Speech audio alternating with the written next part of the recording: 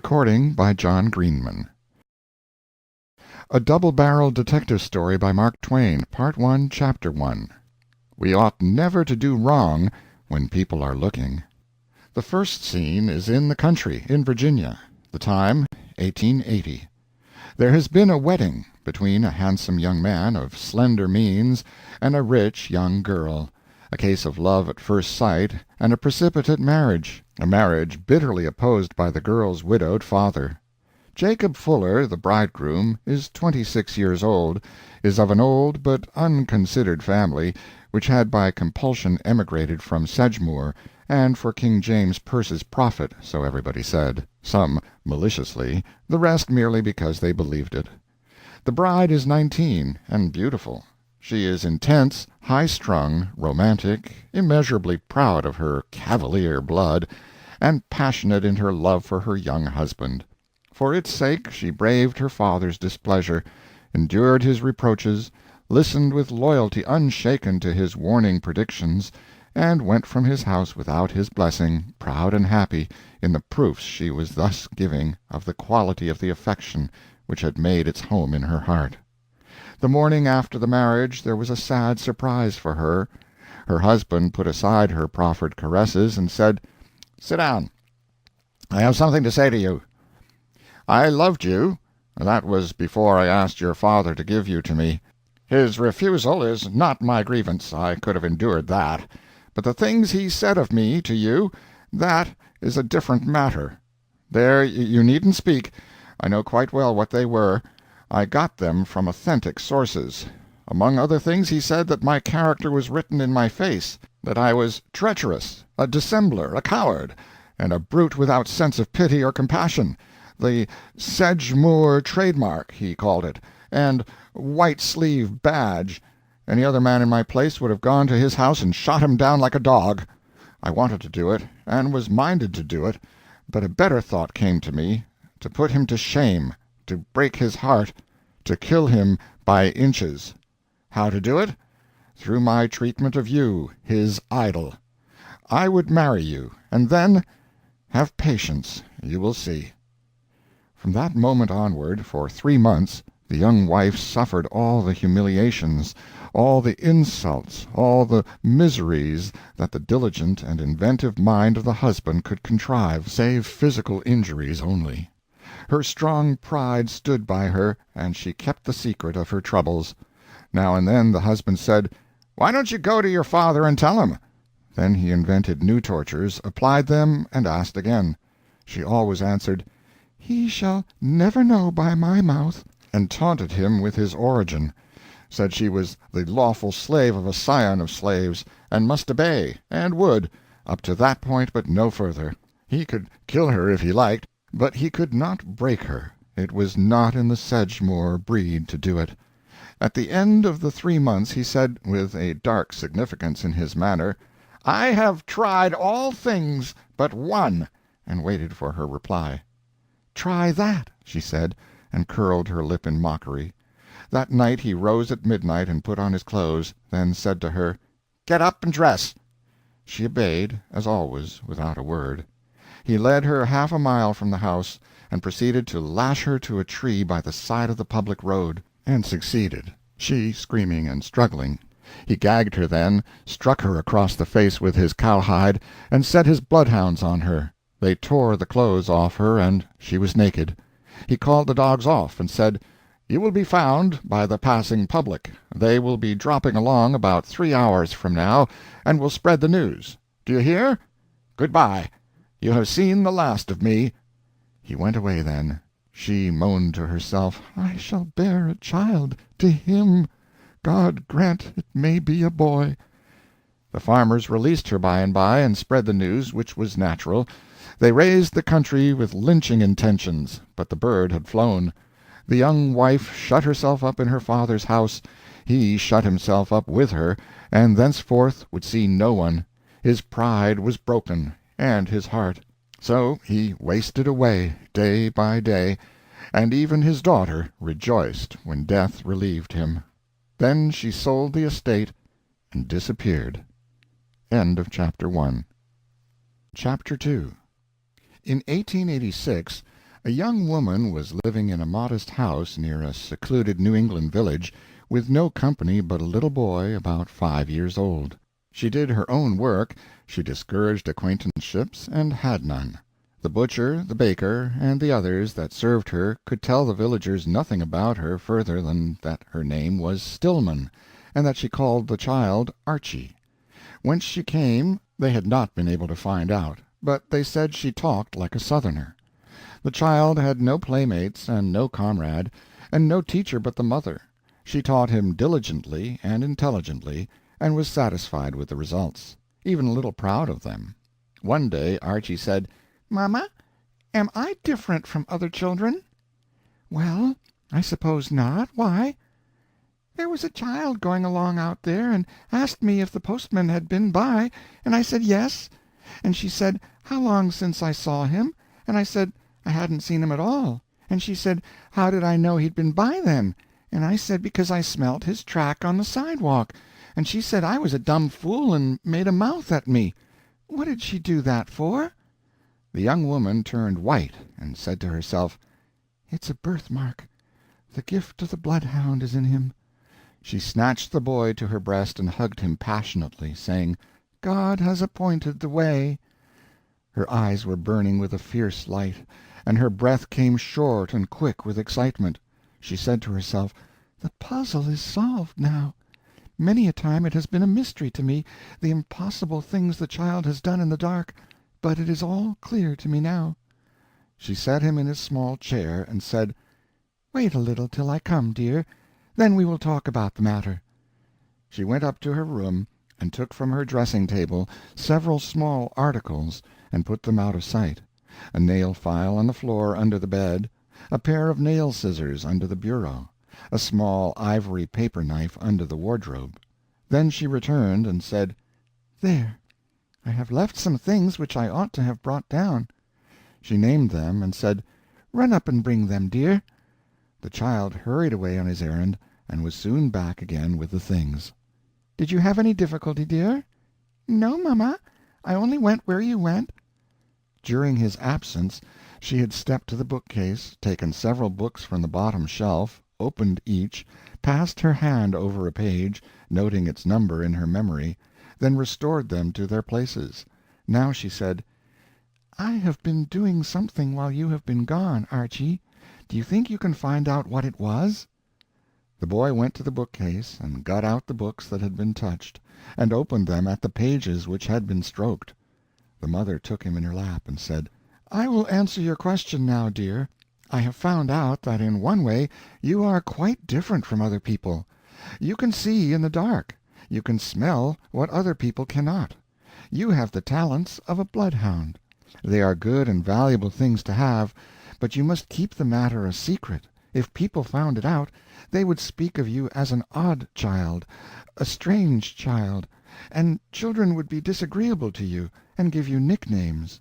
In this world one must be like everybody else if he doesn't want to provoke scorn or envy or jealousy. It is a great and fine distinction which has been born to you, and I am glad. But you will keep it a secret, for mamma's sake, won't you?" The child promised, without understanding.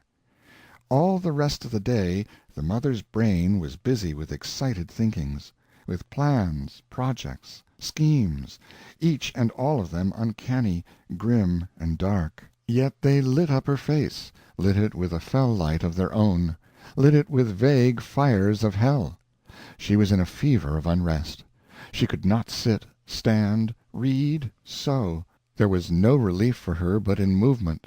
She tested her boy's gift in 20 ways, and kept saying to herself all the time, with her mind in the past, "He broke my father's heart, and night and day all these years I have tried, and all in vain, to think out a way to break his.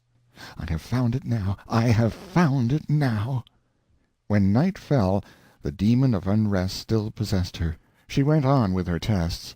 With a candle she traversed the house from garret to cellar, hiding pins, needles, thimbles, spools, under pillows, under carpets, in cracks in the walls, under the coal in the bin, then sent the little fellow in the dark to find them, which he did, and was happy and proud when she praised him and smothered him with caresses. From this time forward life took on a new complexion for her. She said, "The future is secure. I can wait, and enjoy the waiting." The most of her lost interests revived. She took up music again, and languages, drawing, painting, and the other long-discarded delights of her maidenhood.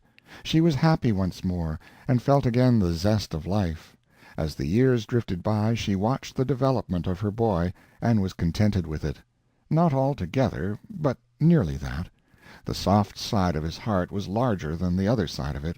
It was his only defect in her eyes.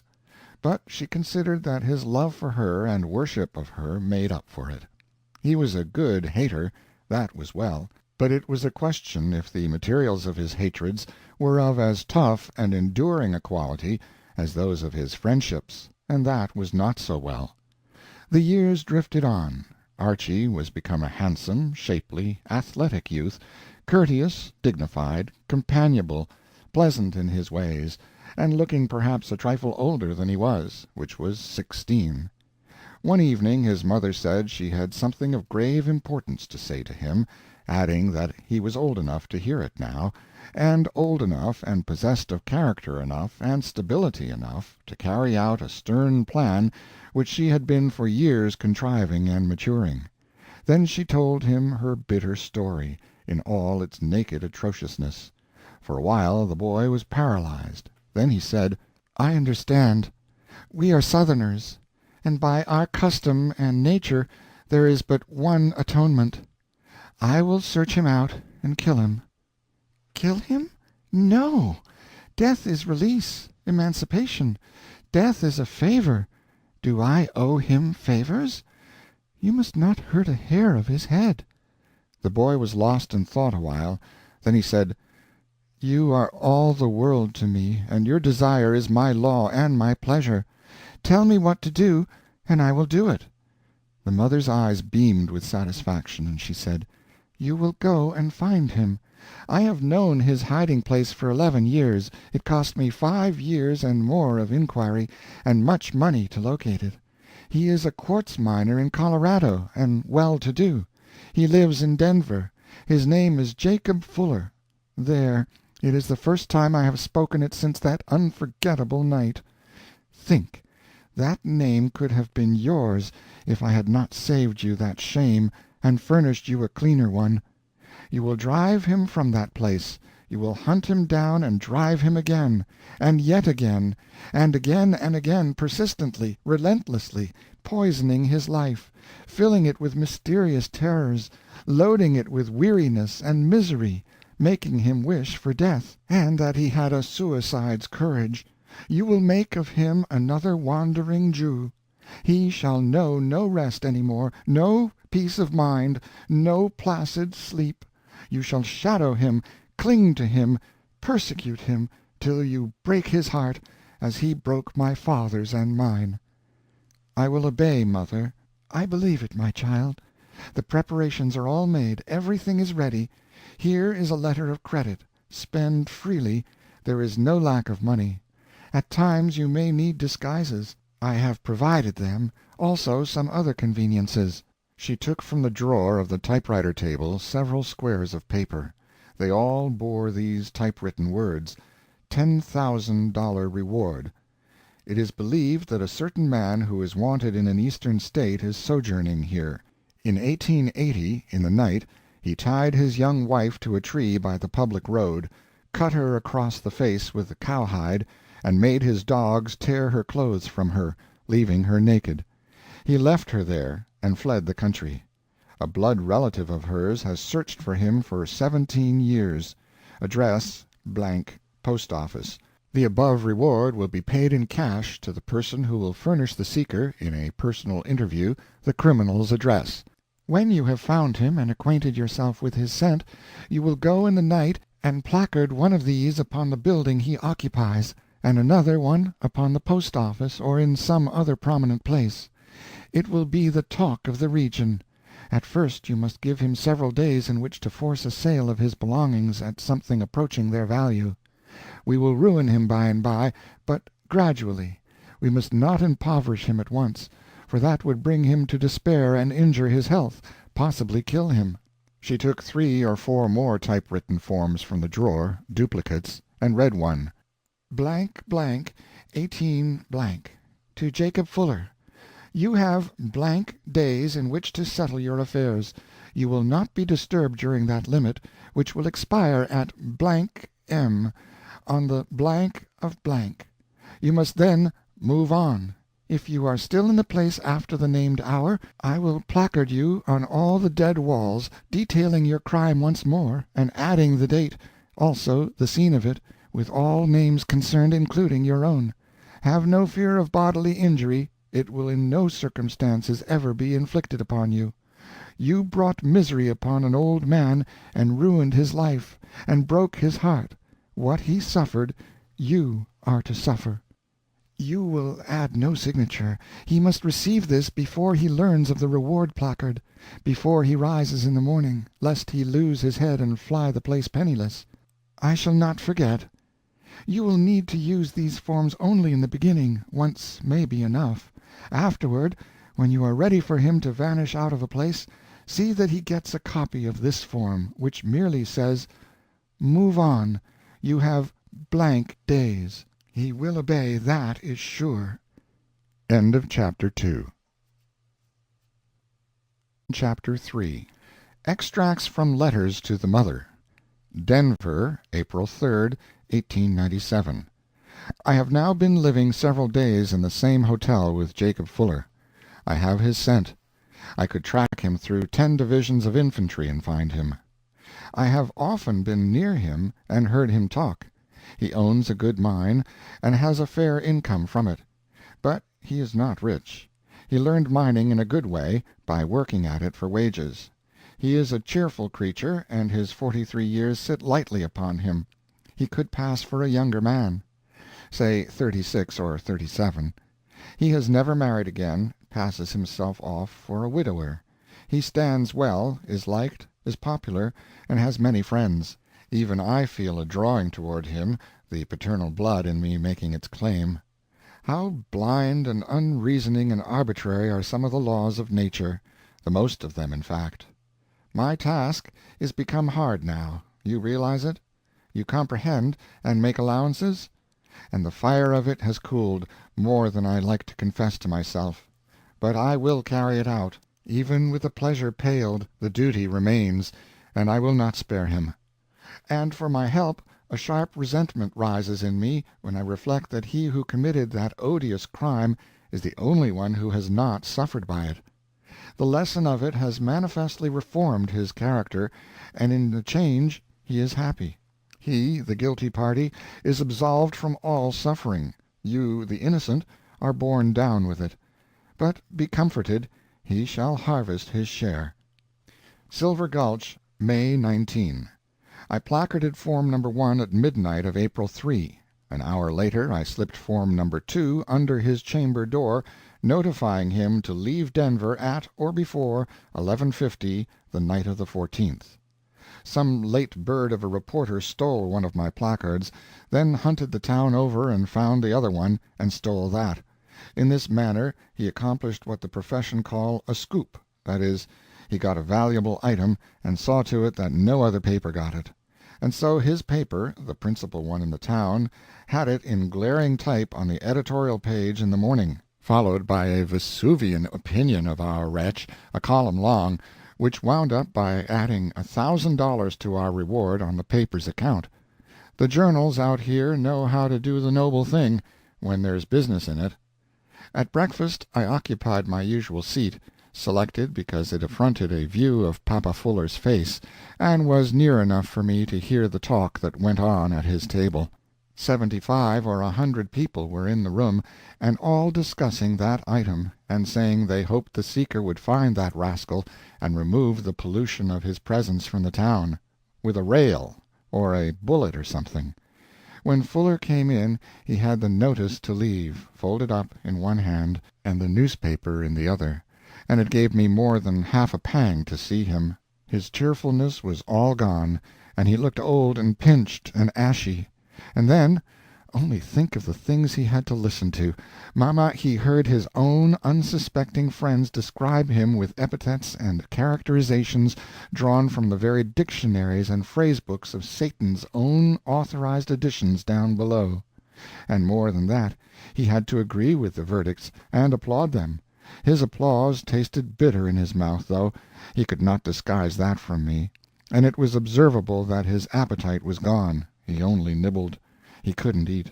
Finally a man said, "It is quite likely that that relative is in the room and hearing what this town thinks of that unspeakable scoundrel. I hope so."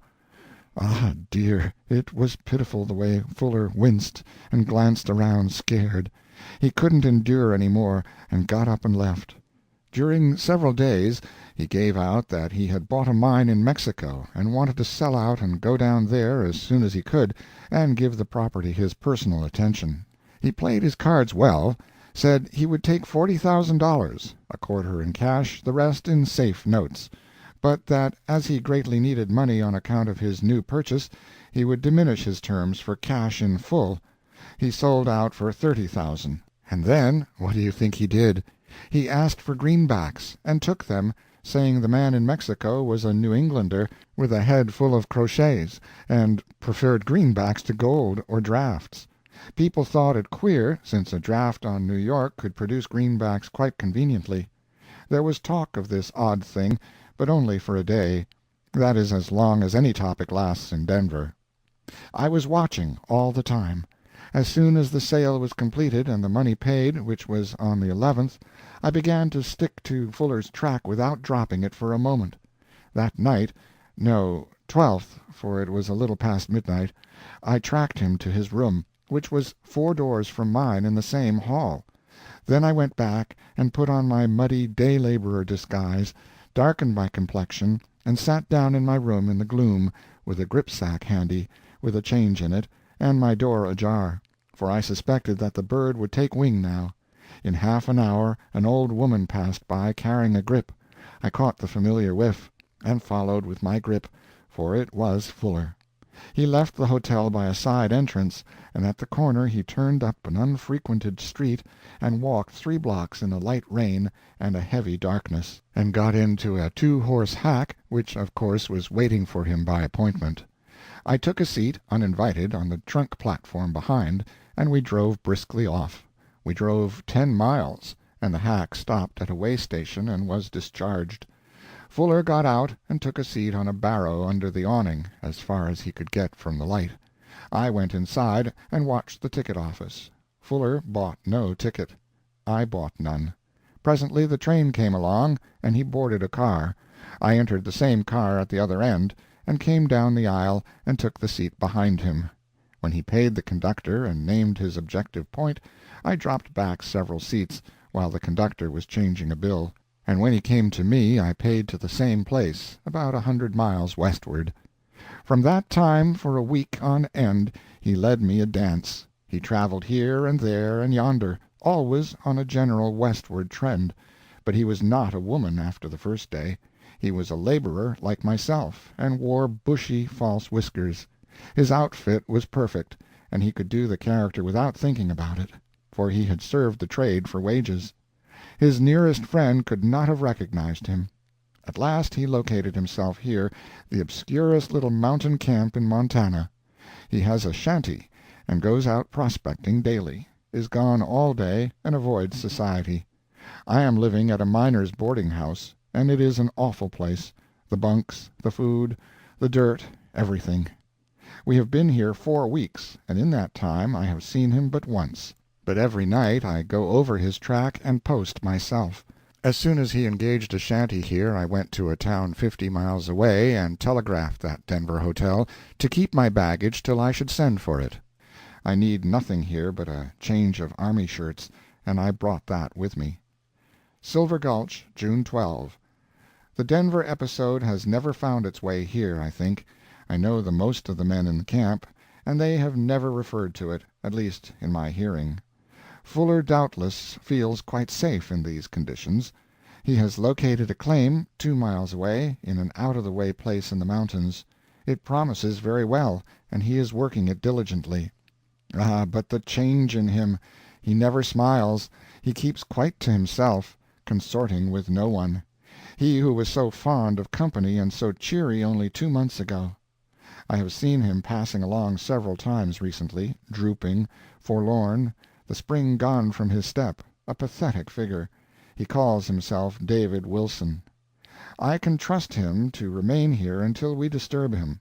Since you insist, I will banish him again, but I do not see how he can be unhappier than he already is. I will go back to Denver and treat myself to a little season of comfort, and edible food, and endurable beds, and bodily decency. Then I will fetch my things and notify poor Papa Wilson to move on. Denver, June 19. They miss him here. They all hope he is prospering in Mexico, and they do not say it just with their mouths, but out of their hearts. You know you can always tell. I am loitering here overlong, I confess it. But if you were in my place you would have charity for me. Yes, I know what you will say, and you are right. If I were in your place, and carried your scalding memories in my heart. I will take the night train back tomorrow.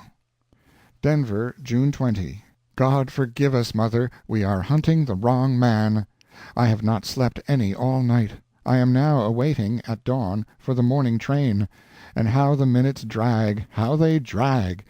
This Jacob Fuller is a cousin of the guilty one. How stupid we have been not to reflect that the guilty one would never again wear his own name after that fiendish deed. The Denver Fuller is 4 years younger than the other one. He came here a young widower in '79, aged 21, a year before you were married. And the documents to prove it are innumerable. Last night I talked with familiar friends of his who have known him from the day of his arrival. I said nothing, but a few days from now I will land him in his town again, with the loss upon his mine made good, and there will be a banquet, and a torchlight procession, and there will not be any expense on anybody but me. Do you call this gush?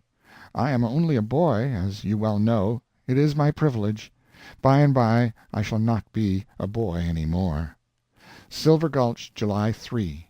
Mother, he is gone. Gone and left no trace. The scent was cold when I came. Today I am out of bed for the first time since. I wish I were not a boy, then I could stand shocks better. They all think he went west. I start tonight in a wagon, 2 or 3 hours of that, then I get a train. I don't know where I'm going, but I must go. To try to keep still would be torture. Of course he has effaced himself with a new name and a disguise. This means that I may have to search the whole globe to find him. Indeed, it is what I expect. Do you see, Mother? It is I that am the wandering Jew. The irony of it. We arranged that for another. Think of the difficulties. And there would be none if I only could advertise for him. But if there is any way to do it that would not frighten him, I have not been able to think it out, and I have tried till my brains are addled. If the gentleman who lately bought a mine in Mexico and sold one in Denver will send his address to whom, Mother? It will be explained to him that it was all a mistake. His forgiveness will be asked, and full reparation made for a loss which he sustained in a certain matter. Do you see? He would think it a trap. Well, anyone would. If I should say, "It is now known that he was not the man wanted, but another man, a man who once bore the same name but discarded it for good reasons," would that answer? But the Denver people would wake up then and say, "Oh-ho!" and they would remember about the suspicious greenbacks, and say, "Why did he run away if he wasn't the right man? It is too thin." If I failed to find him he would be ruined there where there is no taint upon him now. You have a better head than mine. Help me. I have one clue, and only one. I know his handwriting. If he puts his new false name upon a hotel register, and does not disguise it too much, it will be valuable to me if I ever run across it. San Francisco, June 28, 1898. You already know how well I have searched the States from Colorado to the Pacific, and how nearly I came to getting him once. Well, I have had another close miss. It was here yesterday. I struck his trail, hot, on the street, and followed it on a run to a cheap hotel. That was a costly mistake.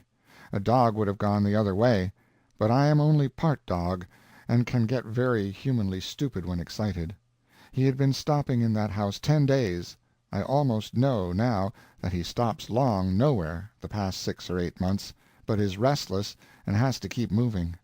I understand that feeling, and I know what it is to feel it. He still uses the name he had registered when I came so near catching him 9 months ago, James Walker, doubtless the same he adopted when he fled from Silver Gulch. An unpretending man, and has small taste for fancy names. I recognize the hand easily through its slight disguise.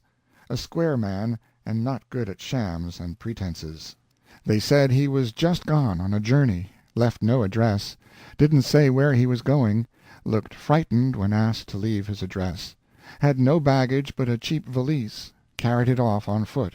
A stingy old person, and not much loss to the house. Old. I suppose he is now. I hardly heard. I was there but a moment.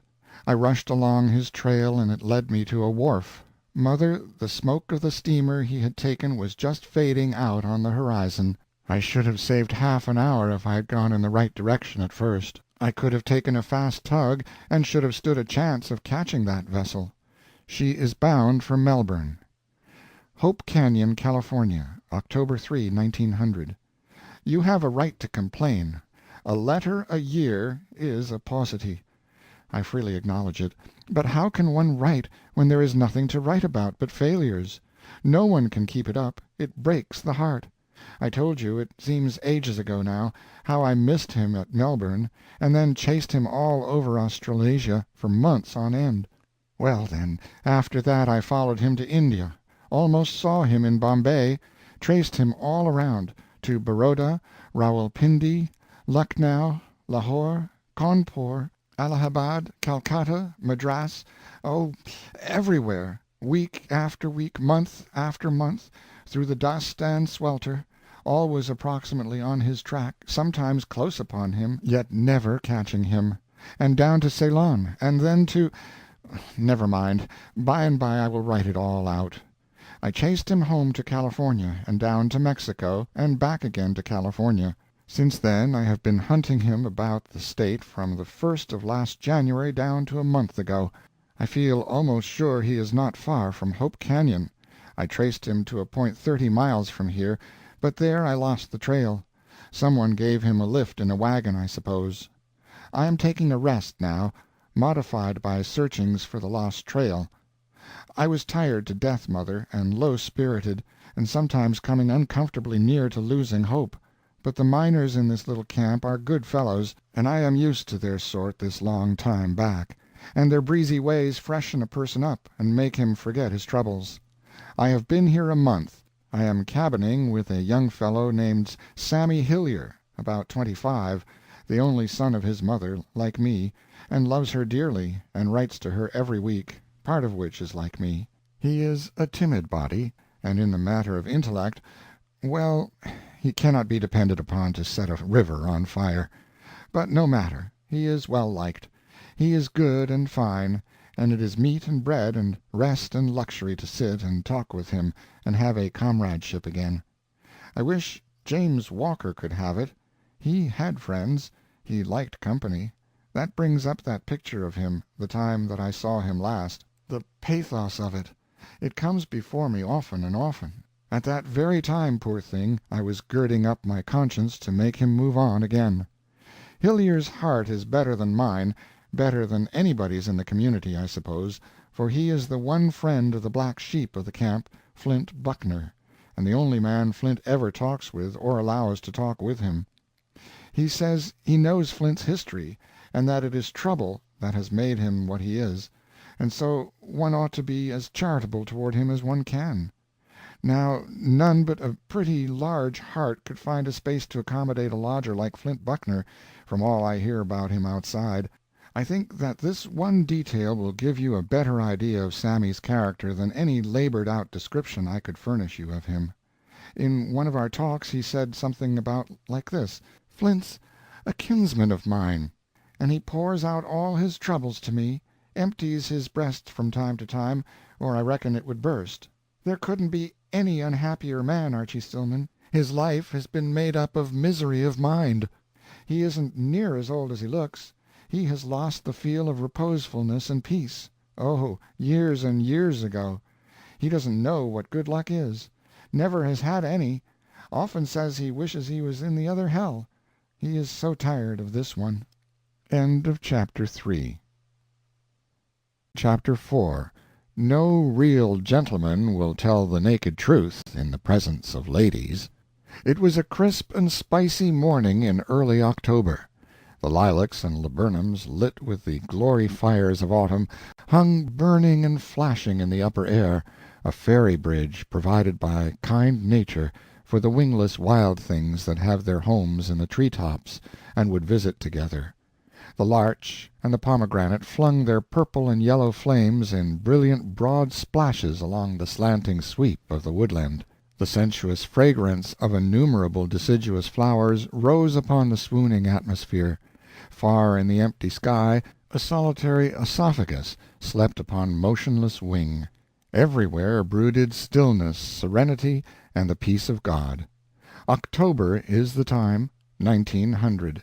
Hope Canyon is the place, a silver mining camp away down in the Esmeralda region.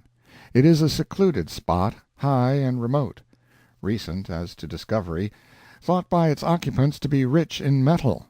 A year or two's prospecting will decide that matter one way or the other. For inhabitants, the camp has about 200 miners, one white woman and child, several Chinese washermen, 5 squaws, and a dozen vagrant buck Indians in rabbit-skin robes, battered plug hats, and tin-can necklaces. There are no mills as yet, there is no church, no newspaper. The camp has existed but 2 years. It has made no big strike. The world is ignorant of its name and place. On both sides of the canyon the mountains rise wall-like, 3,000 feet, and the long spiral of straggling huts down in its narrow bottom gets a kiss from the sun only once a day, when he sails over at noon. The village is a couple of miles long. The cabins stand well apart from each other. The tavern is the only frame house, the only house, one might say.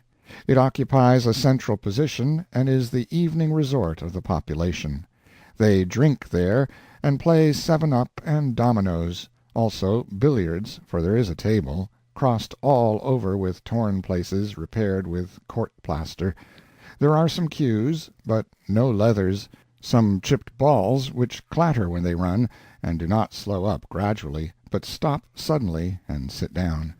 There is part of a cube of chalk, with a projecting jag of flint in it, and the man who can score 6 on a single break can set up the drinks at the bar's expense.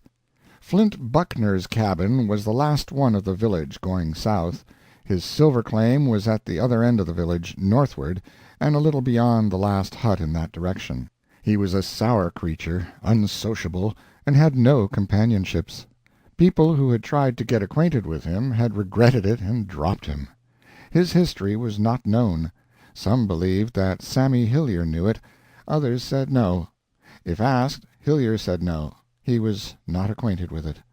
Flint had a meek English youth of 16 or 17 with him, whom he treated roughly, both in public and in private. And of course this lad was applied to for information, but with no success.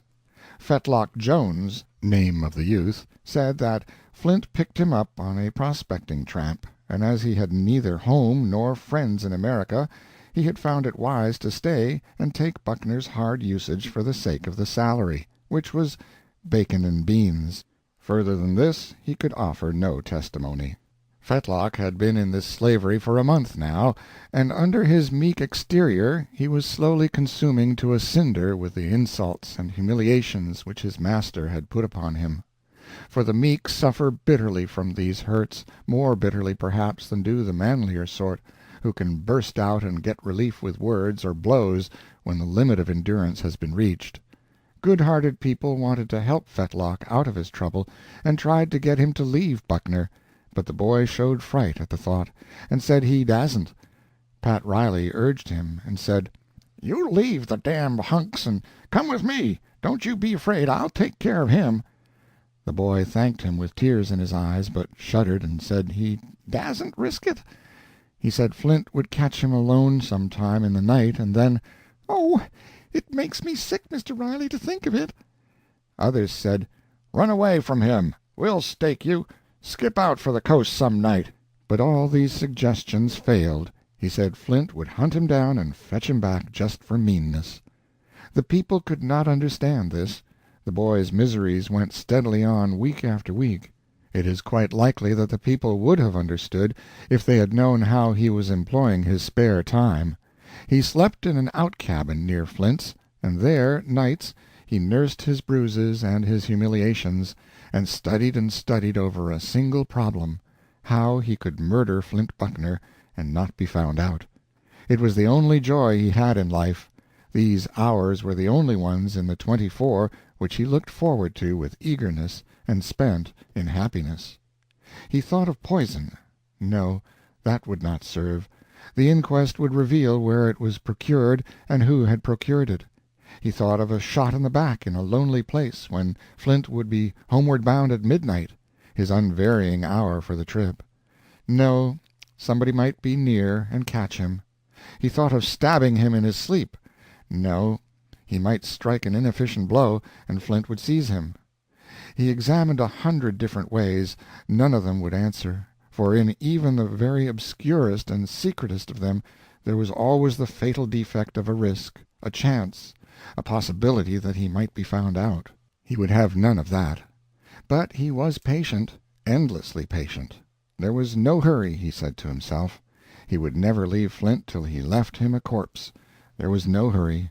He would find the way. It was somewhere, and he would endure shame and pain and misery until he found it. Yes, somewhere there was a way which would leave not a trace, not even the faintest clue to the murderer. There was no hurry. He would find that way, and then, oh, then, it would just be good to be alive. Meantime he would diligently keep up his reputation for meekness. And also, as always theretofore, he would allow no one to hear him say a resentful or offensive thing about his oppressor. 2 days before the before-mentioned October morning, Flint had bought some things, and he and Fetlock had brought them home to Flint's cabin: a fresh box of candles, which they put in the corner; a tin can of blasting powder, which they placed upon a candle-box; a keg of blasting powder, which they placed under Flint's bunk; a huge coil of fuse, which they hung on a peg. Fetlock reasoned that Flint's mining operations had outgrown the pick, and that blasting was about to begin now. He had seen blasting done, and he had a notion of the process, but he had never helped in it. His conjecture was right. Blasting time had come.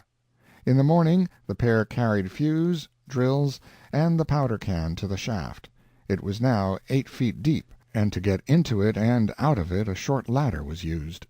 They descended, and by command Fetlock held the drill, without any instruction as to the right way to hold it, and Flint proceeded to strike.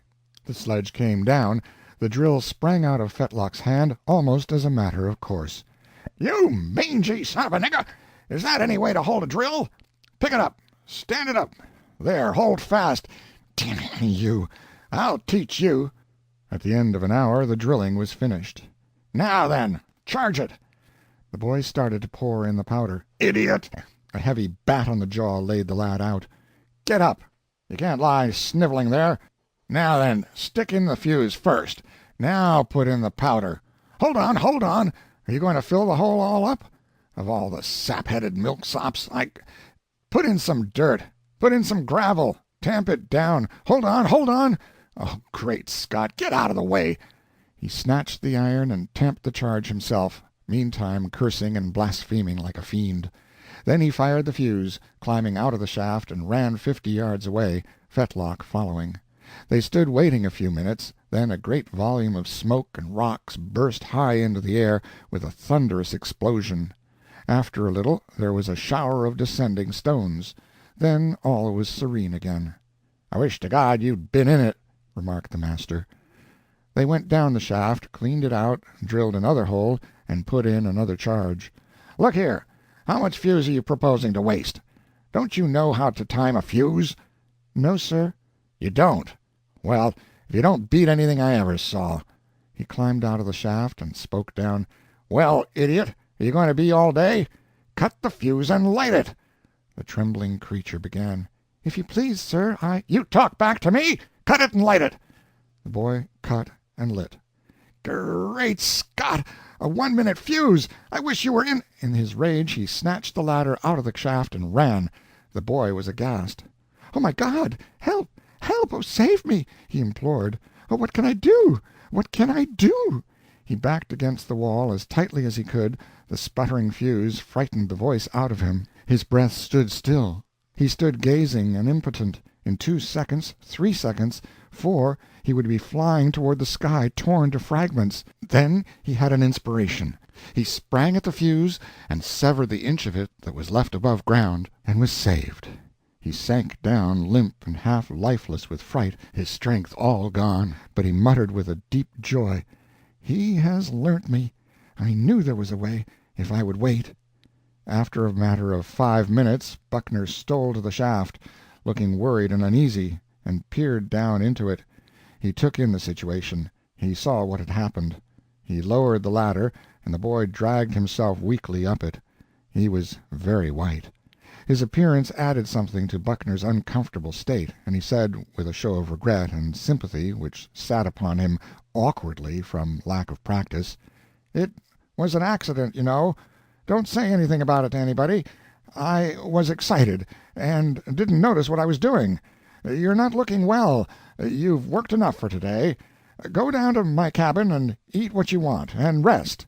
It's just an accident, you know, on account of my being excited." "It scared me," said the lad, as he started away. "But I learnt something, so I don't mind it." "Damned easy to please," muttered Buckner, following him with his eye. "I wonder if he'll tell. Mightn't he? I wished it had killed him." The boy took no advantage of his holiday in the matter of resting. He employed it in work, eager and feverish and happy work. A thick growth of chaparral extended down the mountainside clear to Flint's cabin. The most of Fetlock's labor was done in the dark intricacies of that stubborn growth. The rest of it was done in his own shanty. At last all was complete, and he said, "If he's got any suspicions that I'm going to tell on him, he won't keep them long tomorrow. He will see that I am the same milksop as I always was, all day and the next, and the day after tomorrow night there'll be an end of him, and nobody will ever guess who finished him up, nor how it was done. He dropped me the idea his own self, and that's odd." End of Chapter 4. Chapter 5.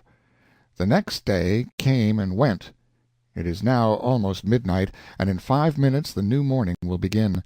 The scene is in the tavern billiard-room.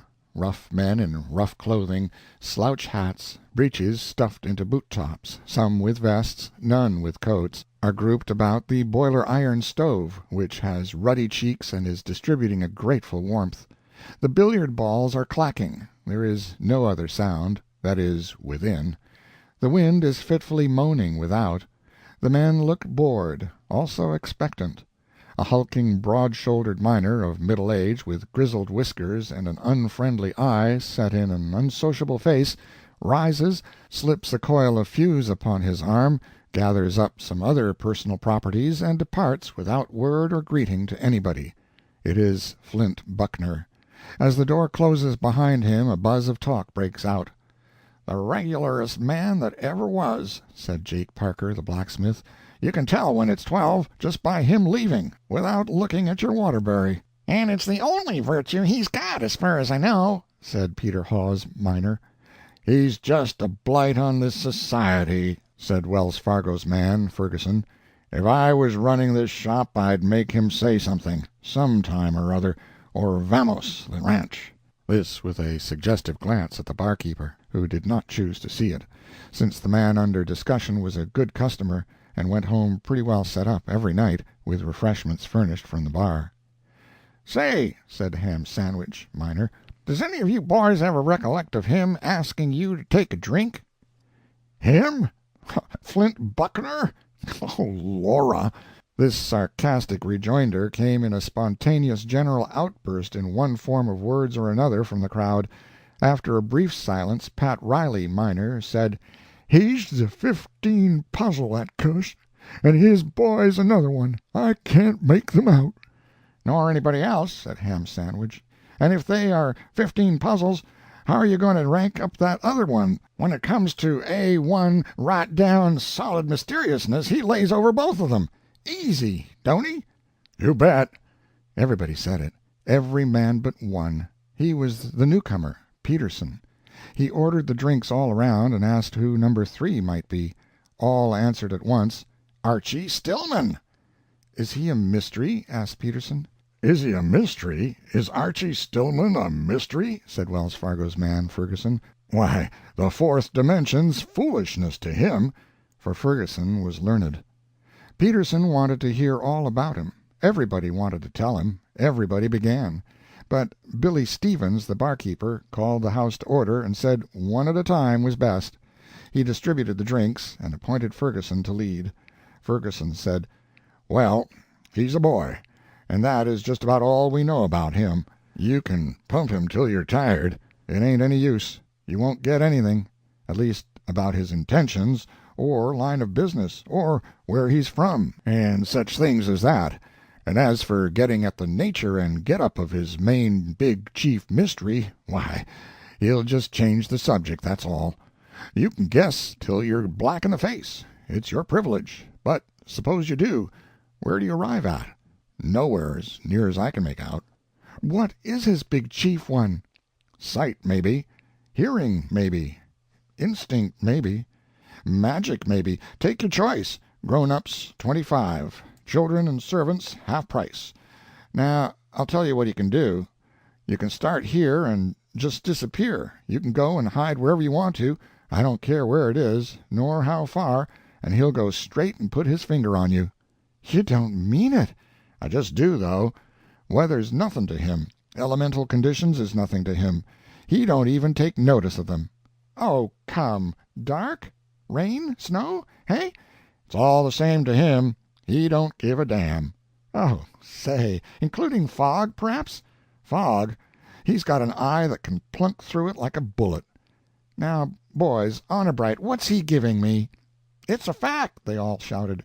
"Go on, Wells Fargo."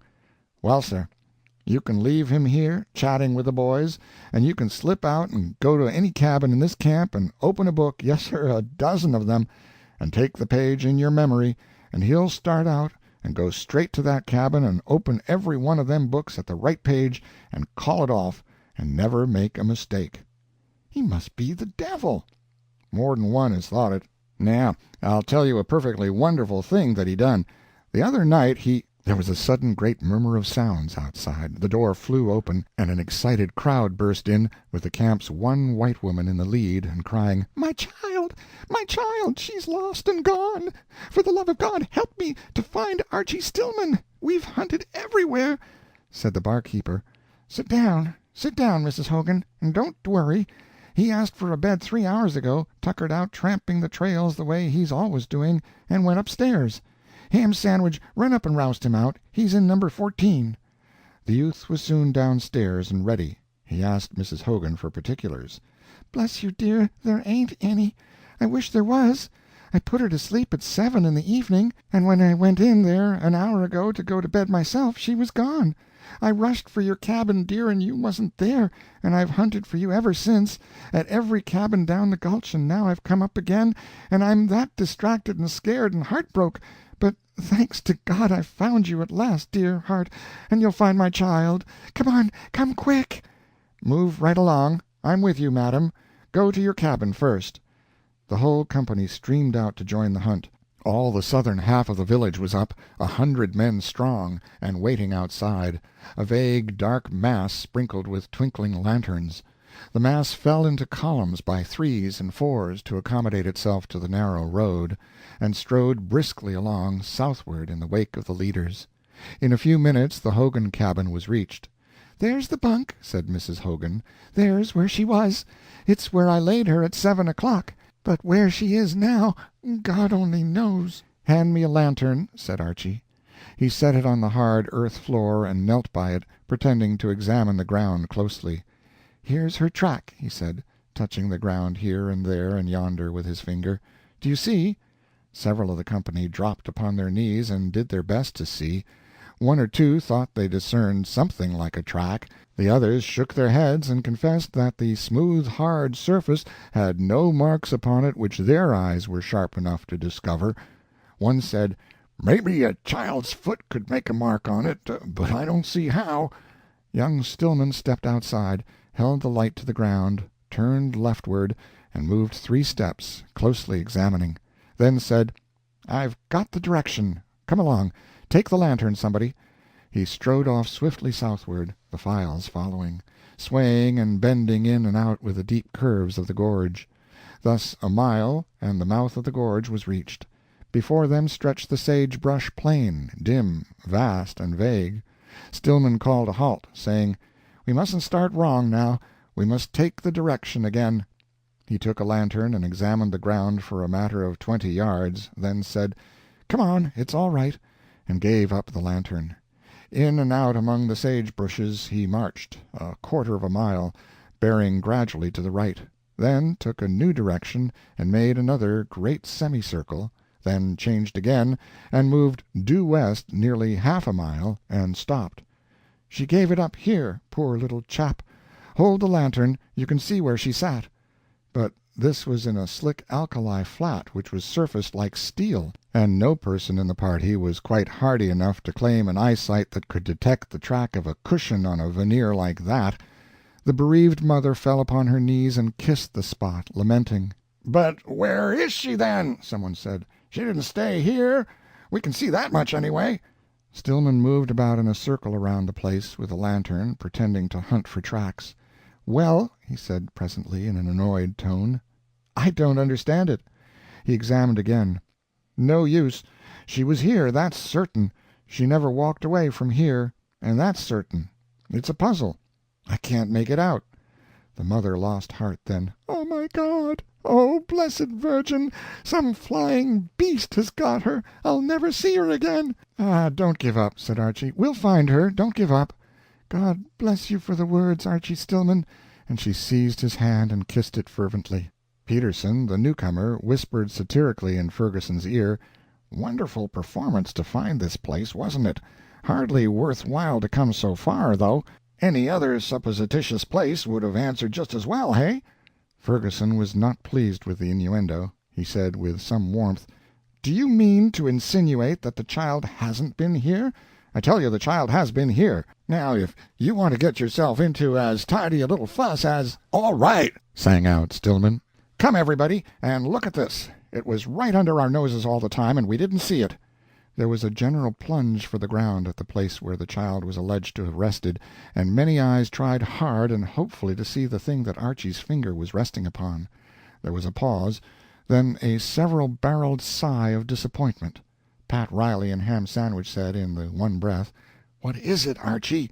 There's nothing here." "Nothing? Do you call that nothing?" And he swiftly traced upon the ground a form with his finger. "There! Don't you recognize it now? It's Injun Billy's track. He's got the child." "God be praised!" from the mother. "Take away the lantern. I've got the direction. Follow." He started on a run, racing in and out among the sage-bushes a matter of 300 yards, and disappeared over a sand-wave.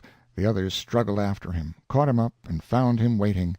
10 steps away was a little wickiup, a dim and formless shelter of rags and old horse-blankets, a dull light showing through its chinks. "You lead, Mrs. Hogan," said the lad. "It's your privilege to be first." All followed the sprint she made for the wickiup, and saw, with her, the picture its interior afforded. Injun Billy was sitting on the ground. The child was asleep beside him.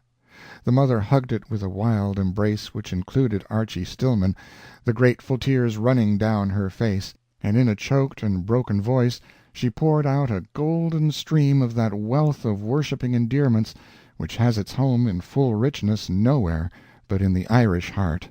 "I find her by it is 10 o'clock," Billy explained. "She sleep out yonder. Very tired. Face wet. Been crying, s'pose. Fetch her home. Feed her. She heap much hungry. Go sleep 'gin." In her limitless gratitude the happy mother waved rank and hugged him too, calling him "the angel of God in disguise." And he probably was in disguise if he was that kind of an official. He was dressed for the character.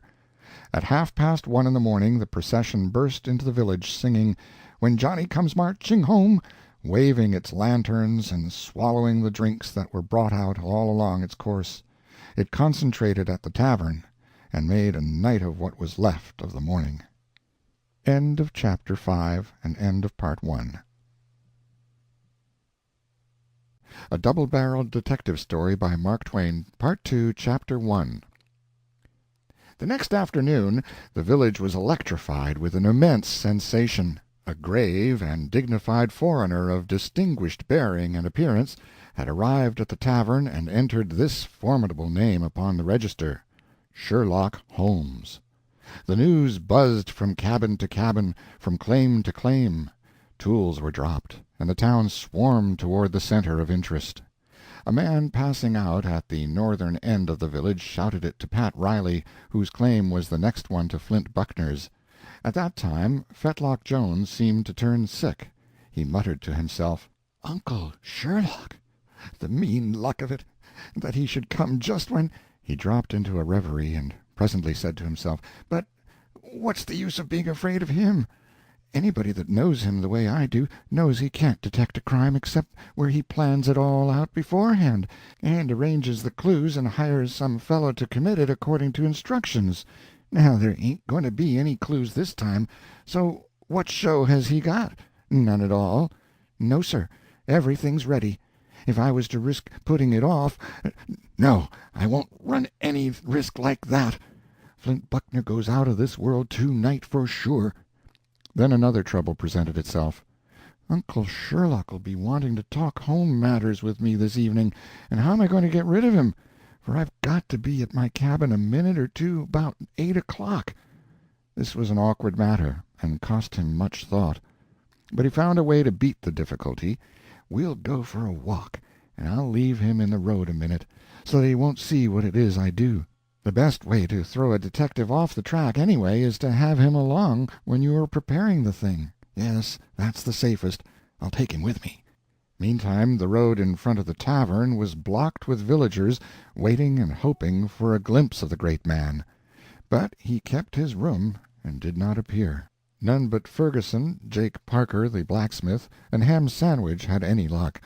These enthusiastic admirers of the great scientific detective hired the tavern's detained baggage lockup, which looked into the detective's room across a little alleyway 10 or 12 feet wide, ambushed themselves in it, and cut some peepholes in the window blind. Mr. Holmes' blinds were down, but by and by he raised them. It gave the spies a hair-lifting but pleasurable thrill to find themselves face to face with the extraordinary man who had filled the world with the fame of his more-than-human ingenuities. There he sat, not a myth, not a shadow, but real, alive, compact of substance, and almost within touching distance with the hand. "Look at that head," said Ferguson, in an awed voice. "By gracious, that's a head." "You bet," said the blacksmith, with deep reverence. "Look at his nose. Look at his eyes. Intellect? Just a battery of it." "And that paleness," said Ham Sandwich, "comes from thought, that's what it comes from. Hell, duffers like us don't know what real thought is." "No more we don't," said Ferguson. "What we take for thinking is just blubber and slush." "Right you are, Wells Fargo. And look at that frown. That's deep thinking, away down, down 40 fathom into the bowels of things. He's on the track of something." "Well, he is, and don't you forget it. Say, look at that awful gravity. Look at that pallid solemnness. There ain't any corpse can lay over it." "No, sir, not for dollars. And it's his'n by hereditary rights, too. He's been dead 4 times already, and there's history for it. 3 times natural, once by accident. I've heard say he smells damp and cold, like a grave, and he—" "Shh! Watch him. There. He's got his thumb on the bump on the near corner of his forehead, and his forefinger on the off one. His thinkworks is just a grinding now, you bet your other shirt." "That's so. and now he's gazing up toward heaven and stroking his mustache slow, and now he has rose up standing, and is putting his clues together on his left fingers with his right finger. See? He touches the forefinger, now middle finger, now ring finger. Stuck! Look at him scowl. He can't seem to make out that clue. So he— See him smile? Like a tiger. And tally off the other fingers like nothing. He's got it, boys. He's got it, sure. Well, I should say. I'd hate to be in that man's place that he's after. Mr. Holmes drew a table to the window, sat down with his back to the spies, and proceeded to write.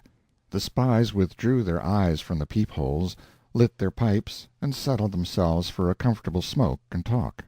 Ferguson said, with conviction, "Boys, it's no use talking. He's a wonder. He's got the signs of it all over him." "You ain't never said a truer word than that, Wells Fargo," said Jake Parker. "Say, wouldn't it have been nuts if he'd have been here last night?" "Oh, by George, but wouldn't it," said Ferguson. "Then we'd have seen scientific work. Intellect, just pure intellect, away up on the upper levels, don't you know.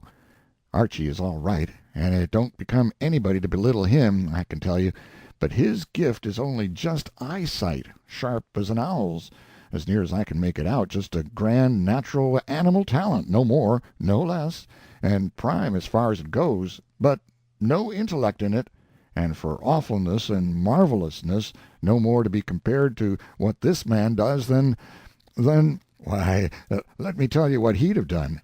He'd have stepped over to Hogan's and glanced, just glanced, that's all, at the premises, and that's enough. See everything? Yes, sir, to the last little detail, and he'd know more about that place than the Hogans would know in 7 years. Next, he would sit down on the bunk, just as calm, and say to Mrs. Hogan, "Say, Ham, consider that you are Mrs. Hogan. I'll ask the questions. You answer them." "All right. Go on." "Madam, if you please, attention. Do not let your mind wander. Now, then, sex of the child?" "Female, your honor." Female. Very good, very good. Age?" "Turned 6, your honor." Young, weak, 2 miles. Weariness will overtake it, then. It will sink down and sleep. We shall find it 2 miles away, or less. Teeth?" "5, your honor, and 1 a-comin'." Very good, very good, very good indeed. You see, boys, he knows a clue when he sees it, when it wouldn't mean a derned thing to anybody else. "Stockings, madam? Shoes?" "Yes, your honor, both." "Yarn, perhaps. Morocco?" "Yarn, your honor, and kip." Kip. This complicates the matter. However, let it go. We shall manage. Religion?" "Catholic, your honor." Very good. Snip me a bit from the bed-blanket, please. Thanks. Part wool, foreign make. Very well. A snip from some garment of the child's, please. Thanks. Cotton. Shows wear. An excellent clue, excellent. Pass me a pellet of the floor dirt, if you'll be so kind. Thanks, many thanks. Admirable, admirable. Now we know where we are, I think. You see, boys, he's got all the clues he wants now. He don't need anything more. Now then, what does this extraordinary man do? He lays those snips and that dirt out on the table and leans over them on his elbows and puts them together side by side and studies them, mumbles to himself, "Female," changes them around, mumbles, "6 years old," changes them this way and that, again mumbles, "5 teeth, 1 a-coming, Catholic, yarn, cotton, kip, damn that kip." Then he straightens up and gazes toward heaven and plows his hands through his hair, plows and plows, muttering, "Damn that kip." Then he stands up and frowns, and begins to tally off his clues on his fingers, and gets stuck at the ring finger. But only just a minute, then his face glares all up in a smile like a house afire, and he straightens up stately and majestic, and says to the crowd, "Take a lantern, a couple of you, and go down to Injun Billy's and fetch the child. The rest of you go along home to bed. Good night, madam. Good night, gents." And he bows like the Matterhorn and pulls out for the tavern. That's his style, and the only scientific, intellectual, All over in 15 minutes. No poking around all over the sagebrush range an hour and a half in a mass-meeting crowd for him, boys. You hear me?" "By Jackson, it's grand," said Ham Sandwich. "Wells Fargo, you've got him down to a dot. He ain't painted up any exacter to the life in the books. By George, I can just see him, can't you, boys?" "You bet you. It's just a photographed, that's what it is." Ferguson was profoundly pleased with his success, and grateful. He sat silently enjoying his happiness a little while. Then he murmured, with a deep awe in his voice, "I wonder if God made him." There was no response for a moment. Then Ham Sandwich said reverently, "Not all at one time, I reckon." End of Part 2, Chapter 1. Part 2, Chapter 2. At 8 o'clock that evening 2 persons were groping their way past Flint Buckner's cabin in the frosty gloom. They were Sherlock Holmes and his nephew. "Stop here in the road a moment, uncle," said Fetlock, "while I run to my cabin. I won't be gone a minute." He asked for something, the uncle furnished it, then he disappeared in the darkness, but soon returned, and the talking walk was resumed. By 9 o'clock they had wandered back to the tavern. They worked their way through the billiard-room, where a crowd had gathered in the hope of getting a glimpse of the extraordinary man. A royal cheer was raised. Mr. Holmes acknowledged the compliment with a series of courtly bows, and as he was passing out his nephew said to the assemblage, "Uncle Sherlock's got some work to do, gentlemen, that'll keep him till 12 or 1, but he'll be down again then, or earlier if he can, and hopes some of you'll be left to take a drink with him." "By George, he's just a duke, boys! 3 cheers for Sherlock Holmes, the greatest man that ever lived!" shouted Ferguson. "Hip, hip, hip! Hooray! Hurrah! Hurrah! Tiger!" The uproar shook the building, so hearty was the feeling the boys put into their welcome. Upstairs the uncle reproached the nephew gently, saying, "What did you get me into that engagement for?" "I reckon you don't want to be unpopular, do you, uncle? Well, then, don't you put on any exclusiveness in a mining camp, that's all.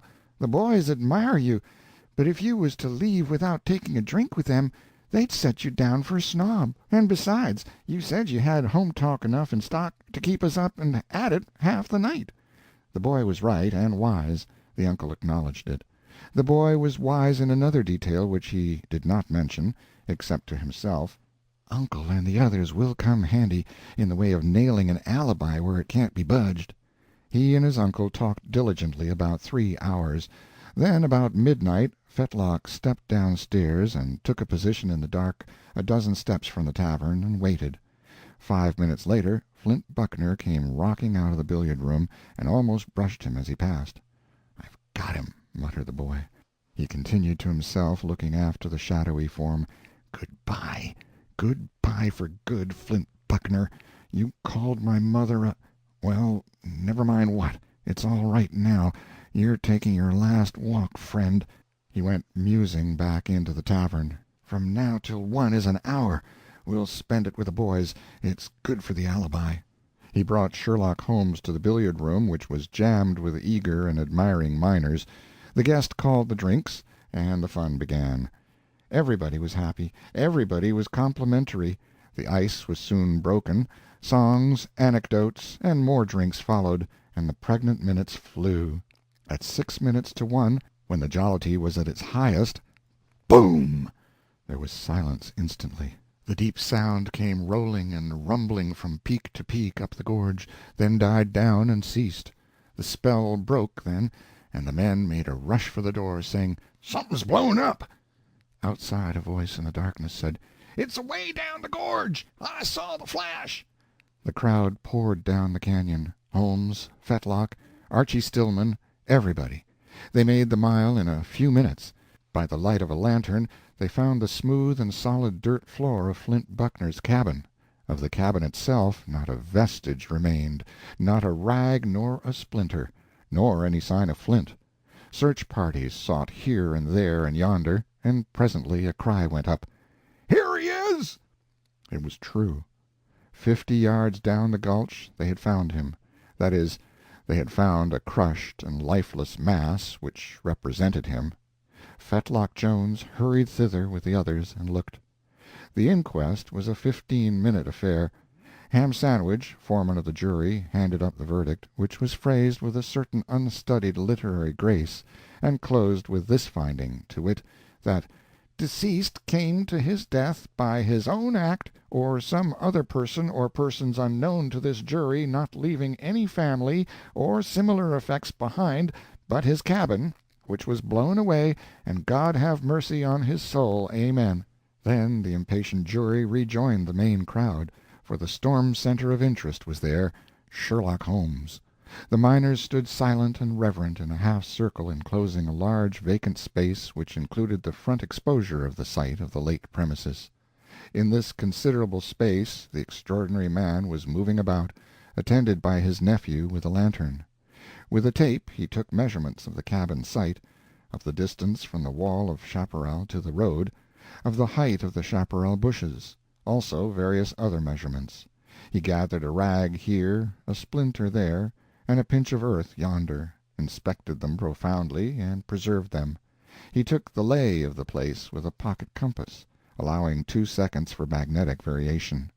He took the time, Pacific, by his watch, correcting it for local time.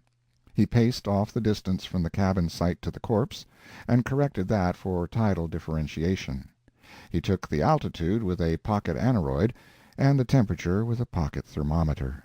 Finally he said, with a stately bow, "It is finished. Shall we return, gentlemen?" He took up the line of march for the tavern, and the crowd fell into his wake, earnestly discussing and admiring the extraordinary man, and interlarding guesses as to the origin of the tragedy, and who the author of it might be. "My, but it's grand luck having him here, hey, boys?" said Ferguson. "It's the biggest thing of the century," said Ham Sandwich. "It'll go all over the world, you mark my words." "You bet," said Jake Parker, the blacksmith. "It'll boom this camp. Ain't it so, Wells Fargo? Well, as you want my opinion, if it's any sign of how I think about it, I can tell you this. Yesterday I was holding the straight flush claim at $2 a foot. I'd like to see the man that can get it at 16 today." "Right you are, Wells Fargo. It's the grandest luck a new camp ever struck. Say, did you see him collar them little rags and dirt and things? What an eye! He just can't overlook a clue, 'tain't in him." "That's so, and they wouldn't mean a thing to anybody else, but to him, why, they're just a book, large print at that. Sure's you're born, them odds and ends have got their little old secret, and they think there ain't anybody can pull it. But land, when he sets his grip there, they've got to squeal, and don't you forget it. Boys, I ain't sorry now that he wasn't here to roust out the child. This is a bigger thing by a long sight. Yes, sir, and more tangled up and scientific and intellectual." "I reckon we're all of us glad it's turned out this way." "Glad? George, it ain't any name for it. Don't you know, Archie could 'a' learnt something if he'd had the newt to stand by and take notice of how that man works the system. But no, he went poking up into the chaparral and just missed the whole thing." "It's true as gospel. I seen it myself. Well, Archie's young. He'll know better one of these days." "Say, boys, who do you reckon done it?" That was a difficult question, and brought out a world of unsatisfying conjecture. Various men were mentioned as possibilities, but one by one they were discarded as not being eligible. No one but young Hillyer had been intimate with Flint Buckner. No one had really had a quarrel with him. He had affronted every man who had tried to make up to him, although not quite offensively enough to require bloodshed. There was one name that was upon every tongue from the start, but it was the last to get utterance: Fetlock Jones. It was Pat Riley that mentioned it. "Oh, well," the boys said, "of course we've all thought of him, because he had a million rights to kill Flint Buckner, and it was just his plain duty to do it. But all the same, there's 2 things we can't get around. For one thing, he hasn't got the sand, and for another, he wasn't anywhere near the place when it happened." "I know it," said Pat. "He was there in the billiard room with us when it happened." "Yes, and was there all the time for an hour before it happened." "It's so, and lucky for him, too. He'd have been suspected in a minute if it hadn't been for that." End of Part 2, Chapter 2. Chapter 3. The tavern dining-room had been cleared of all its furniture save one 6-foot pine table and a chair. This table was against one end of the room, the chair was on it. Sherlock Holmes, stately, imposing, impressive, sat in the chair.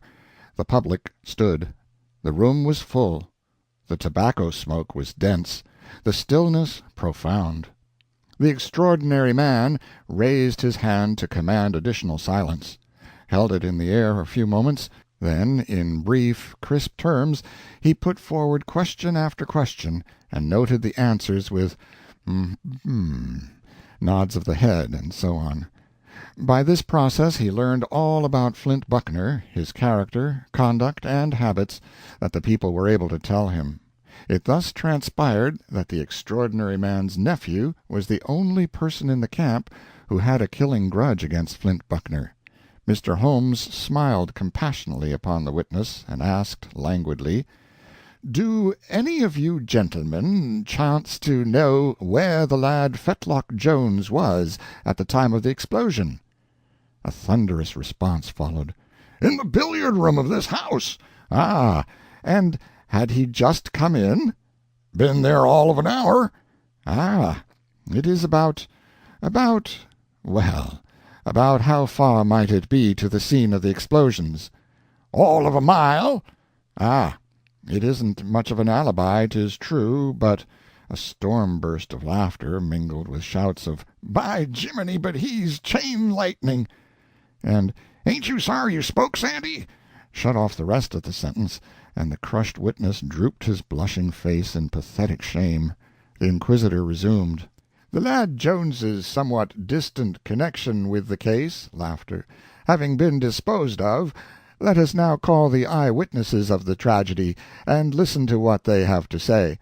He got out his fragmentary clues and arranged them on a sheet of cardboard on his knee. The house held its breath and watched. "We have the longitude and the latitude, corrected for magnetic variation, and this gives us the exact location of the tragedy. We have the altitude, the temperature, and the degree of humidity prevailing, inestimably valuable, since they enable us to estimate with precision the degree of influence which they would exercise upon the mood and disposition of the assassin at that time of the night."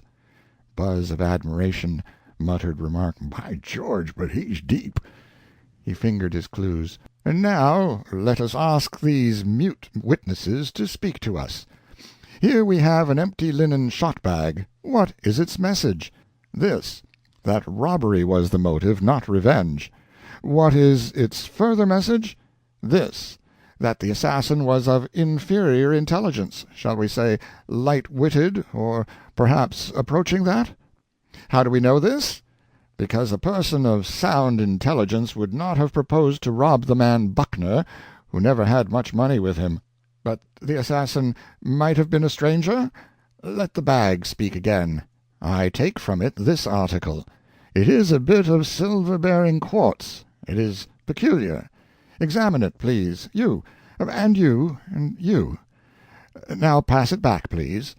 There is but one lode on this coast which produces just that character and color of quartz, and that is a lode which crops out for nearly 2 miles on a stretch, and in my opinion is destined, at no distant day, to confer upon its locality a globe-girdling celebrity, and upon its 200 owners riches beyond the dreams of avarice. Name that lode, please." "The Consolidated Christian Science and Mary Ann," was the prompt response. A wild crash of hurrahs followed, and every man reached for his neighbor's hand and wrung it, with tears in his eyes, and Wells Fargo Ferguson shouted, "The straight flush is on the lode, and up she goes to 150 a foot, you hear me." When quiet fell, Mr. Holmes resumed. "We perceive, then, that 3 facts are established, to wit, the assassin was approximately light-witted, he was not a stranger, his motive was robbery, not revenge. Let us proceed. I hold in my hand a small fragment of fuse, with the recent smell of fire upon it. What is its testimony? Taken with the corroborative evidence of the quartz, it reveals to us that the assassin was a miner. What does it tell us further? This, gentlemen, that the assassination was consummated by means of an explosion. What else does it say? This, that the explosive was located against the side of the cabin nearest the road, the front side, for within 6 feet of that spot I found it.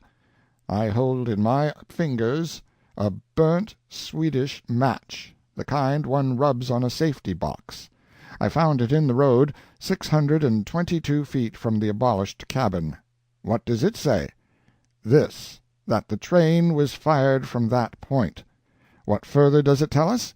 This, that the assassin was left-handed. How do I know this?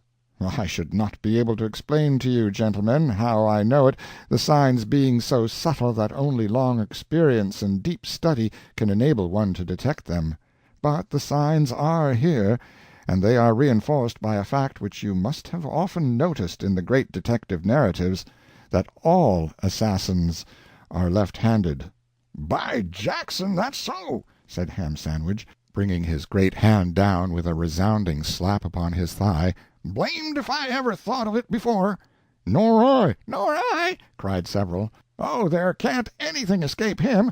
Look at his eye." Gentlemen, distant as the murderer was from his doomed victim, he did not wholly escape injury. This fragment of wood which I now exhibit to you struck him. It drew blood. Wherever he is, he bears the telltale mark. I picked it up where he stood when he fired the fatal train. He looked out over the house from his high perch, and his countenance began to darken. He slowly raised his hand and pointed. There stands the assassin. For a moment the house was paralyzed with amazement. Then 20 voices burst out with, "Sammy Hillyer? Oh, hell no! Him? It's pure foolishness." "Take care, gentlemen. Be not hasty. Observe, he has the blood mark on his brow." Hillyer turned white with fright. He was near to crying. He turned this way and that, appealing to every face for help and sympathy, and held out his supplicating hands toward Holmes, and began to plead, "Don't you, oh, don't! I never did it. I give my word, I never did it. The way I got this hurt on my forehead was—" "Arrest him, constable," cried Holmes. "I will swear out the warrant." The constable moved reluctantly forward, hesitated, stopped. Hillyer broke out with another appeal. "Oh, Archie, don't let them do it. It would kill mother. Oh, you know how I got the hurt. Tell them, and save me, Archie, save me." Stillman worked his way to the front and said, "Yes, I'll save you. Don't be afraid." Then he said to the house, "Never mind how he got the hurt. It hasn't anything to do with this case, and it isn't of any consequence." "God bless you, Archie, for a true friend." "Hurrah for Archie! Go in, boy, and play him a knock-down flush to their two-pair the jack," shouted the house, pride in their home talent and a patriotic sentiment of loyalty to it rising suddenly in the public heart and changing the whole attitude of the situation. Young Stillman waited for the noise to cease, then he said, "I will ask Tom Jeffries to stand by that door yonder, and Constable Harris to stand by the other one here, and not let anybody leave the room." "Said and done. Go on, old man." "The criminal is present, I believe. I will show him to you before long, in case I am right in my guess. Now I will tell you all about the tragedy, from start to finish. The motive wasn't robbery, it was revenge. The murderer wasn't light-witted. He didn't stand 622 feet away. He didn't get hit with a piece of wood. He didn't place the explosive against the cabin. He didn't bring a shot-bag with him, and he wasn't left-handed. With the exception of these errors, the distinguished guest's statement of the case is substantially correct." A comfortable laugh rippled over the house. Friend nodded to friend, as much as to say, "That's the word, with a bark on it. Good lad, good boy. He ain't lowering his flag any." The guest's serenity was not disturbed.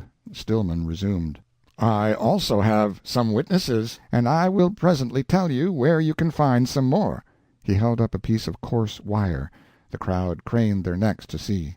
"It has a smooth coating of melted tallow on it, and here is a candle which is burned halfway down. The remaining half of it has marks cut upon it an inch apart. Soon I will tell you where I found these things. I will now put aside reasonings, guesses, the impressive hitchings of odds and ends of clues together, and the other showy theatricals of the detective trade, and tell you in a plain, straightforward way just how this dismal thing happened." He paused a moment, for effect, to allow silence and suspense to intensify and concentrate the house's interest. Then he went on. "The assassin studied out his plan with a good deal of pains. It was a good plan, very ingenious, and showed an intelligent mind, not a feeble one. It was a plan which was well calculated to ward off all suspicion from its inventor. In the first place, he marked a candle into spaces an inch apart, and lit it, and timed it. He found it took 3 hours to burn 4 inches of it. I tried it myself for half an hour, a while ago, upstairs here, while the inquiry into Flint Buckner's character and ways was being conducted in this room, and I arrived in that way at the rate of a candle's consumption when sheltered from the wind. Having proved his trial candle's rate, he blew it out, I have already shown it to you, and put his inch marks on a fresh one. He put the fresh one into a tin candlestick. Then, at the 5-hour mark, he bored a hole through the candle with a red-hot wire. I have already shown you the wire, with a smooth coat of tallow on it, tallow that had been melted and had cooled. With labor, very hard labor, I should say, he struggled up through the stiff chaparral that closed the steep hillside back of Flint Buckner's place, tugging an empty flour barrel with him.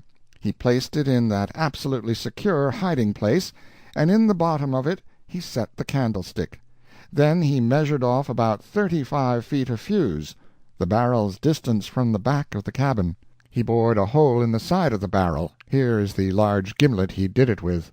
He went on and finished his work, and when it was done, one end of the fuse was in Buckner's cabin, and the other end, with a notch chipped in it to expose the powder, was in the hole in the candle, timed to blow the place up at 1 o'clock this morning, provided the candle was lit about 8 o'clock yesterday evening, which I am betting it was, and provided there was an explosive in the cabin and connected with that end of the fuse, which I am also betting there was, though I can't prove it. Boys, the barrel is there in the chaparral. The candle's remains are in it in the tin stick. The burnt-out fuse is in the gimlet hole. The other end is down the hill where the late cabin stood.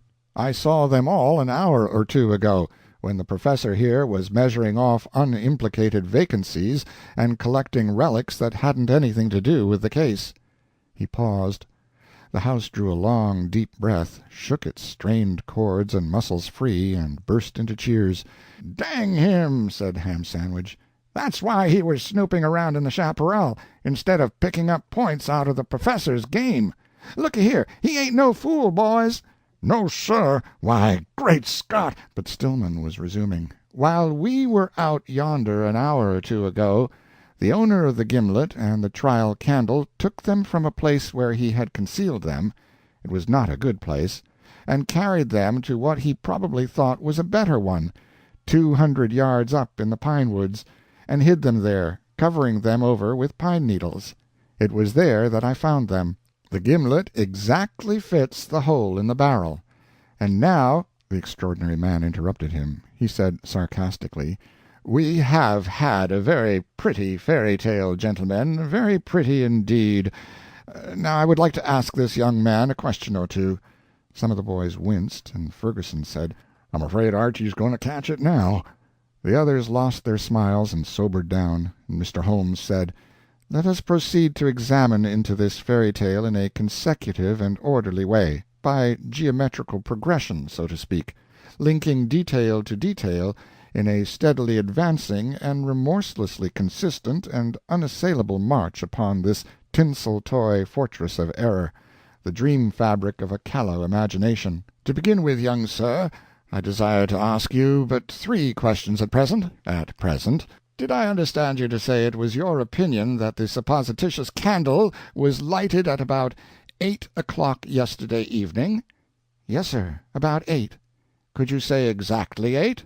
"Well, no, I couldn't be that exact."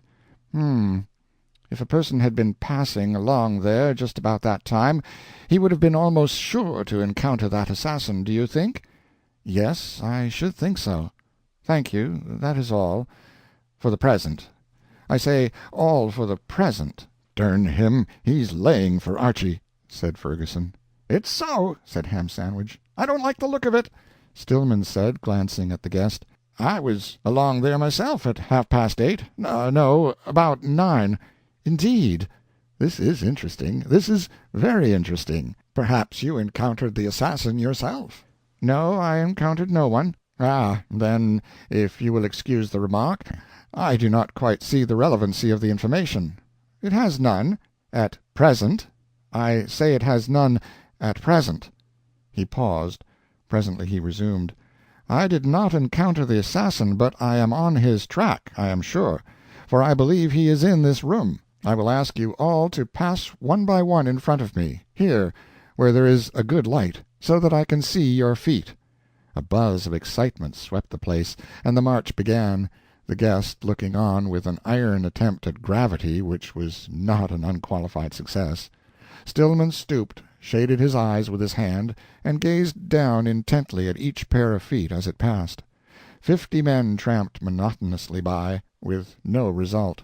60, 70. The thing was beginning to look absurd. The guest remarked with suave irony, "Assassins appear to be scarce this evening." The house saw the humor of it, and refreshed itself with a cordial laugh. 10 or 12 more candidates tramped by, no, danced by, with airy and ridiculous capers which convulsed the spectators. Then suddenly Stillman put out his hand and said, "This is the assassin." "Fetlock Jones, by the great Sanhedrin!" roared the crowd, and at once let fly a pyrotechnic explosion and dazzle and confusion of stirring remarks inspired by the situation. At the height of the turmoil the guest stretched out his hand commanding peace. The authority of a great name and a great personality laid its mysterious compulsion upon the house, and it obeyed. Out of the panting calm which succeeded, the guest spoke, saying, with dignity and feeling, "This is serious. It strikes at an innocent life. Innocent beyond suspicion. Innocent beyond peradventure. Hear me prove it. Observe how simple a fact can brush out of existence this witless lie. Listen. My friends, that lad was never out of my sight yesterday evening at any time." It made a deep impression. Men turned their eyes upon Stillman with grave inquiry in them. His face brightened, and he said, "I knew there was another one." He stepped briskly to the table and glanced at the guest's feet, then up at his face, and said, "You were with him. You were not 50 steps from him when he lit the candle that by and by fired the powder." Sensation. "And what is more, you furnished the matches yourself." Plainly the guest seemed hit. It looked so to the public. He opened his mouth to speak. The words did not come freely. This is insanity. This—" Stillman pressed his evident advantage home. He held up a charred match. "Here is one of them. I found it in the barrel. And there's another one there." The guest found his voice at once. "Yes, and put them there yourself." It was recognized as a good shot. Stillman retorted, "It is wax, a breed unknown to this camp. I am ready to be searched for the box. Are you?" The guest was staggered this time. The dullest eye could see it. He fumbled with his hands. Once or twice his lips moved, but the words did not come. The house waited and watched, in tense suspense, the stillness adding effect to the situation. Presently Stillman said gently, "We are waiting for your decision."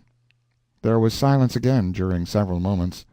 Then the guest answered in a low voice, "I refuse to be searched." There was no noisy demonstration, but all about the house one voice after another muttered, "That settles it. He's Archy's meat." What to do now? Nobody seemed to know. It was an embarrassing situation for the moment, merely, of course, because matters had taken such a sudden and unexpected turn that these unpractised minds were not prepared for it, and had come to a standstill, like a stopped clock, under the shock. But after a little the machinery began to work again, tentatively, and by twos and threes the men put their heads together and privately buzzed over this and that and the other proposition. One of these propositions met with much favor. It was, to confer upon the assassin a vote of thanks for removing Flint Buckner, and let him go. but the cooler heads opposed it, pointing out that addled brains in the Eastern States would pronounce it a scandal, and make no end of foolish noise about it. In the end the cool heads got the upper hand, and obtained general consent to a proposition of their own, and their leader then called the House to order, and stated it, to this effect: that Fetlock Jones be jailed and put upon trial.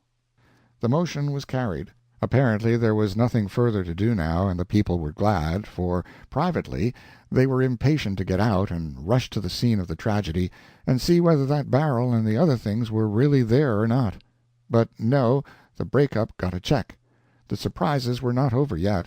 For a while Fetlock Jones had been silently sobbing, unnoticed in the absorbing excitements which had been following one another so persistently for some time. But when his arrest and trial were decreed, he broke out despairingly and said, "No, it's no use. I don't want any jail, I don't want any trial. I've had all the hard luck I want, and all the miseries. Hang me now and let me out. It would all come out anyway. There couldn't anything save me. He has told it all, just as if he'd been with me and seen it. I don't know how he found out.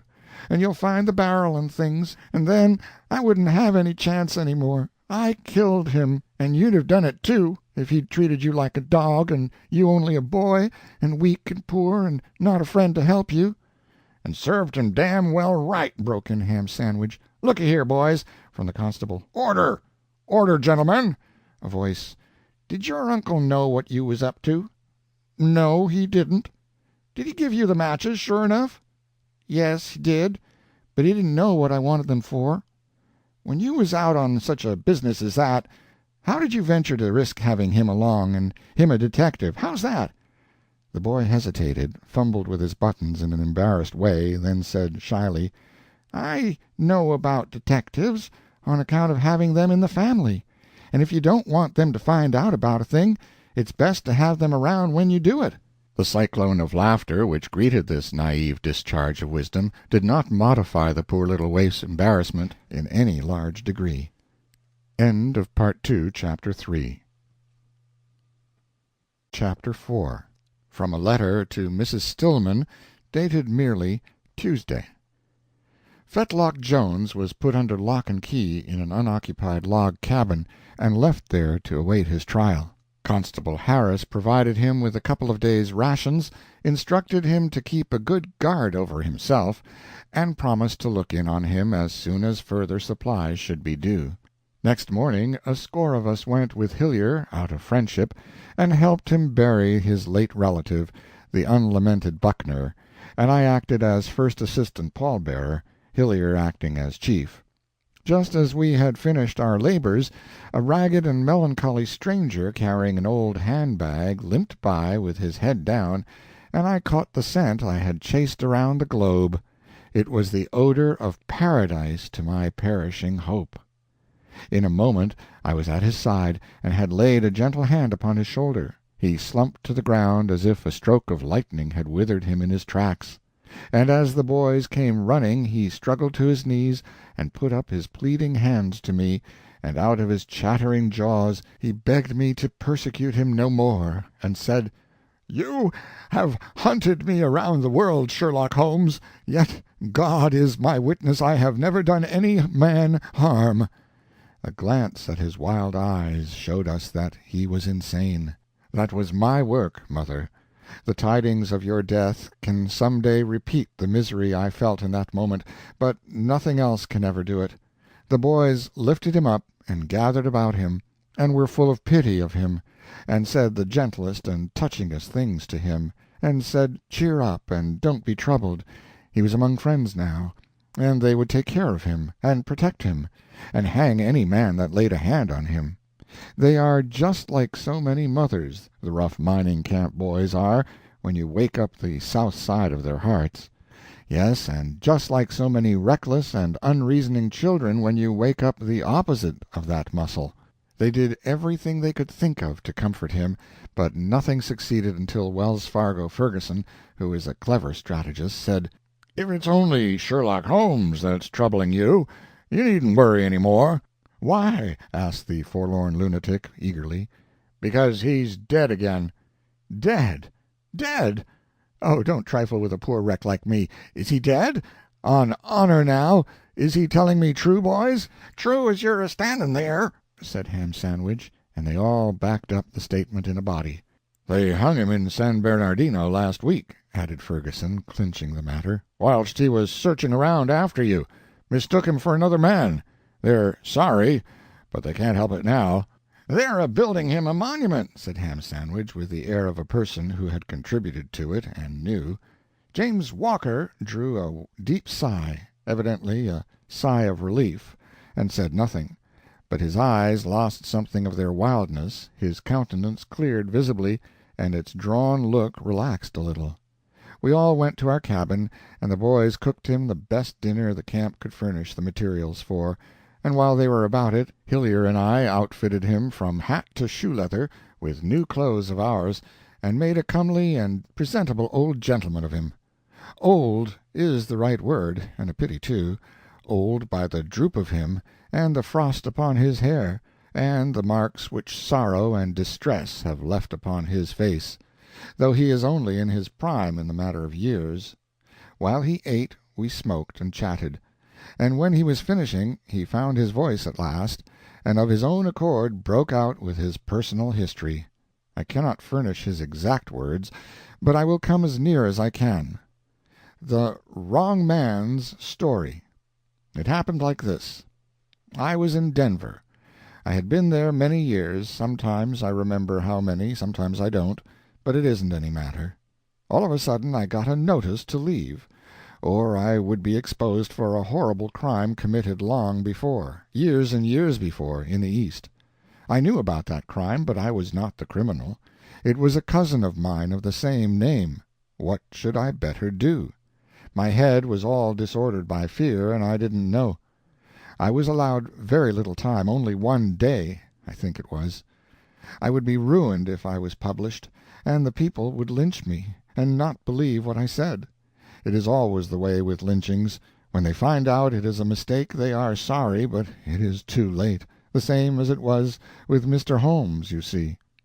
So I said I would sell out and get money to live on, and run away until it blew over and I could come back with my proofs. Then I escaped in the night and went a long way off in the mountains somewhere, and lived disguised and had a false name. I got more and more troubled and worried, and my troubles made me see spirits and hear voices, and I could not think straight and clear on any subject, but got confused and involved, and had to give it up, because my head hurt so. It got to be worse and worse, more spirits and more voices. They were about me all the time, at first only in the night, then in the day too. They were always whispering around my bed and plotting against me, and it broke my sleep and kept me fagged out, because I got no good rest. And then came the worst. One night the whispers said, "We'll never manage, because we can't see him, and so can't point him out to the people." They sighed. Then one said, "We must bring Sherlock Holmes. He can be here in 12 days." They all agreed, and whispered and gibbered with joy, but my heart broke, for I had read about that man, and knew what it would be to have him upon my track, with his superhuman penetration and tireless energies. The spirits went away to fetch him, and I got up at once in the middle of the night and fled away, carrying nothing but the handbag that had my money in it, $30,000. 2/3 of it are in the bag there yet. It was 40 days before that man caught up on my track. I just escaped. From habit he had written his real name on a tavern register, but had scratched it out and written Daggett Barclay in the place of it. But fear gives you a watchful eye and keen, and I read the true name through the scratches and fled like a deer. He has hunted me all over this world for 3 years and a half, the Pacific States, Australasia, India, everywhere you can think of, then back to Mexico, and up to California again, giving me hardly any rest. But that name on the registers always saved me, and what is left of me is alive yet, and I am so tired. A cruel time he has given me, yet I give you my honor, I have never harmed him nor any man. That was the end of the story, and it stirred those boys to blood heat, be sure of it. As for me, each word burnt a hole in me where it struck. We voted that the old man should bunk with us, and be my guest and Hillyer's. I shall keep my own counsel, naturally, but as soon as he is well rested and nourished, I shall take him to Denver and rehabilitate his fortunes. The boys gave the old fellow the bone-mashing good-fellowship handshake of the mines, and then scattered away to spread the news. At dawn next morning Wells Fargo Ferguson and Ham Sandwich called us softly out and said privately, "That news about the way that old stranger has been treated has spread all round, and the camps are up. They are piling in from everywhere, and are going to lynch the professor. Constable Harris is in a dead funk and has telephoned the sheriff. Come along." We started on a run. The others were privileged to feel as they chose, but in my heart's privacy I hoped the sheriff would arrive in time, for I had small desire that Sherlock Holmes should hang for my deeds, as you can easily believe. I had heard a good deal about the sheriff, but for reassurance's sake I asked, "Can he stop a mob?" "Can he stop a mob? Can Jack Fairfax stop a mob? Well, I should smile. Ex-desperado, 19 scalps on his string, can he? Oh, I say." As we tore up the gulch, distant cries and shouts and yells rose faintly on the still air, and grew steadily in strength as we raced along. Roar after roar burst out, stronger and stronger, nearer and nearer, and at last, when we closed up upon the multitude massed in the open area in front of the tavern, the crash of sound was deafening. Some brutal roughs from Daly's Gorge had Holmes in their grip, and he was the calmest man there. A contemptuous smile played about his lips, and if any fear of death was in his British heart, his iron personality was master of it, and no sign of it was allowed to appear. "Come to a vote, man!" This from one of the Daly gang, Shadbelly Higgins. "Quick! Is it hang or shoot?" "Neither!" shouted one of his comrades. "He'll be alive again in a week. Burning's the only permanency for him." The gangs from all the outlying camps burst out in a thunder crash of approval, and went struggling and surging toward the prisoner, and closed around him, shouting, "Fire! Fire's the ticket!" They dragged him to the horse-post, backed him against it, chained him to it, and piled wood and pine cones around him waist-deep. Still the strong face did not blench, and still the scornful smile played about the thin lips. "A match! Fetch a match!" Shadbelly struck it, shaded it with his hand, stooped, and held it under a pine-cone. A deep silence fell upon the mob. The cone caught. A tiny flame flickered about it a moment or two. I seemed to catch the sound of distant hoofs. It grew more distinct.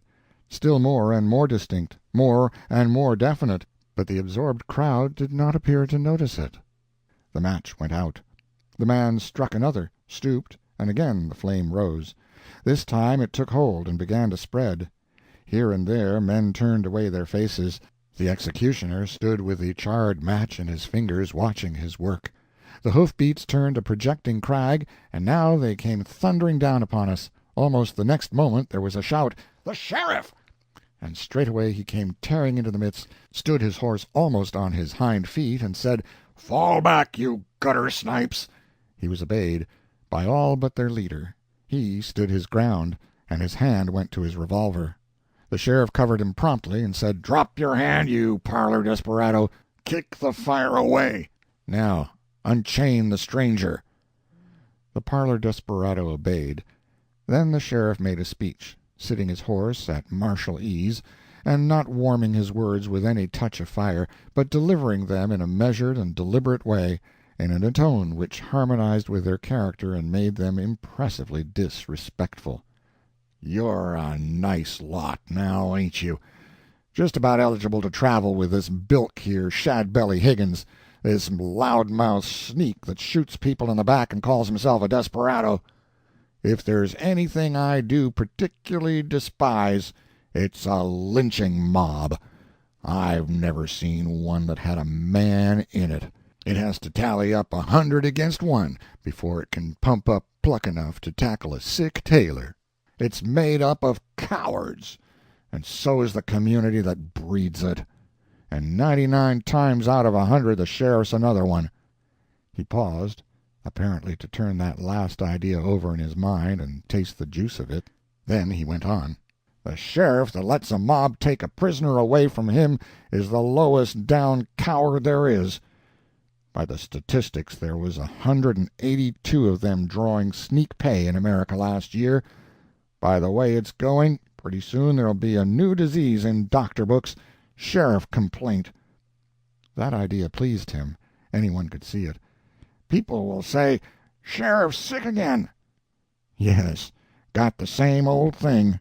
And next there'll be a new title. People won't say, 'He's running for sheriff of Arapahoe County.' For instance, they'll say, 'He's running for coward of Arapahoe.' Lord, the idea of a grown-up person being afraid of a lynch mob." He turned an eye on the captive and said, "Stranger, who are you, and what have you been doing?" "My name is Sherlock Holmes, and I have not been doing anything." It was wonderful, the impression which the sound of that name made on the sheriff, notwithstanding he must have come posted. He spoke up with feeling, and said it was a blot on the country that a man whose marvelous exploits had filled the world with their fame and their ingenuity, and whose histories of them had won every reader's heart by the brilliancy and charm of their literary setting, should be visited under the stars and stripes by an outrage like this. He apologized in the name of the whole nation, and made Holmes a most handsome bow, and told Constable Harris to see him to his quarters, and hold himself personally responsible if he was molested again. Then he turned to the mob and said, "Hunt your holes, you scum," which they did. Then he said, "Follow me, Shadbelly. I'll take care of your case myself.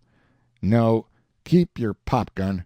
Whenever I see the day that I'll be afraid to have you behind me with that thing, it'll be time for me to join last year's 182. And he rode off in a walk, Shadbelly following. When we were on our way back to our cabin, toward breakfast time, we ran upon the news that Fetlock Jones had escaped from his lock-up in the night and is gone. Nobody is sorry. Let his uncle track him out if he likes. It is in his line. The camp is not interested. End of Part 2, Chapter 4. This is Part 2, Chapter 5 of a double-barrel detective story. 10 days later. James Walker is all right in body now, and his mind shows improvement, too. I start with him for Denver tomorrow morning. Next night, brief note mailed at a way station. As we were starting this morning, Hillier whispered to me, "Keep this news from Walker until you think it safe and not likely to disturb his mind and check his improvement. The ancient crime he spoke of was really committed, and by his cousin, as he said. We buried the real criminal the other day, the unhappiest man that has lived in a century, Flint Buckner. His real name was Jacob Fuller.